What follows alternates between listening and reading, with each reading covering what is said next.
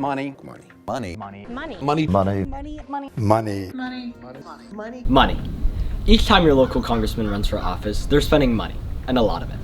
Over the years, this amount of money has exponentially increased, with each election cycle bringing billions and billions of dollars in spending by candidates.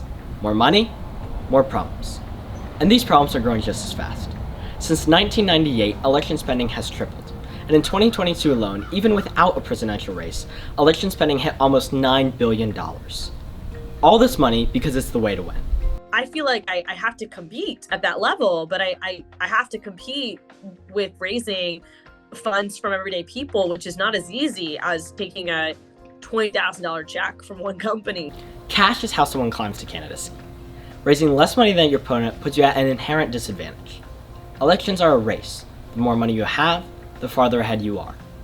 I saw big corporations like Florida Power and Light, the sugar industry, and others influence policy, not because it was the best idea or the ethical decision, but because they just had money and they would buy out politicians before they even entered the door. There are politicians who just follow the money.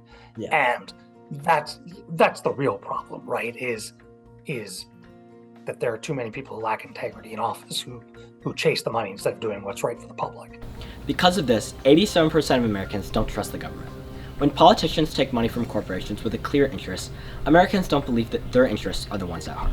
You know, when you come to corruption, it's basically when a person is neglecting their official duties for personal gain or for gain for their families, close friends, that sort of thing. Money is also a vehicle in which to express your political beliefs, a form of speech, one protected in the First Amendment. So Buckley versus Vallejo is the most important case about money in politics. It was decided by the Supreme Court in 1976, and the court essentially ruled that money equals speech, that you cannot stop somebody from spending money to express their political views. It was the Supreme Court case of 1971, Buckley v. Vallejo, that set the precedent that money was a form of speech. However, it was Citizens United versus the Federal Election Commission in 2010 that unleashed loads of money into our system. In 12 years since conservatives on the Supreme Court ruled in Citizens United, our elections have become rank with the stench of dark money. In the Supreme Court case of Citizens United, that decision opened the spigots and then floodgates to corporate spending. This decision did not come without controversy. Studies show that many Americans are outraged by the decision of the Citizens United case and the role that money plays in politics. In fact, according to the Brennan Center for Justice, 8 in every 10 Americans disagree with the ruling of Citizens United. And oddly enough, the big winners in Citizens United weren't any kind of for-profit corporation, tend to be nonprofit corporations, because the ban on corporate spending incorporated citizens organizations, the Sierra Club, the Rifle Association, the Handgun Control Inc., Planned Parenthood, and Right to Life.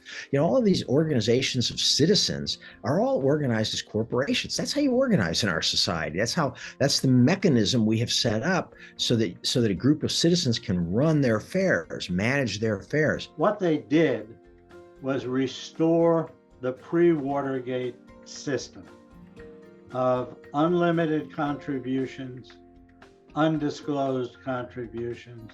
You know, the Supreme Court has recognized that the appearance of corruption is a problem. The existence of dark money provides the appearance of corruption. And the appearance of corruption is just as big a threat to democracy as corruption itself. The solution? Transparency. Now, secret money is the most dangerous money in politics because you don't know what's going on. So you cannot hold anyone accountable. The office holders know they are getting money from people seeking to buy influence, and the rest of the country doesn't know anything. You can't hold them accountable. The biggest thing I think we can do is increase transparency. And one of the things that we've seen since the Citizens United decision, which gets a lot more attention than Buckley versus Vallejo, is that it has allowed a lot more undisclosed money into politics. And so what you really want is for it all to be disclosed, so that if a super PAC supporting Herschel Walker is spending $40 million, that the public knows who's putting all that money in. This year, C-SPAN asked if you were a newly elected member to Congress, what would be the first issue you focus on and why?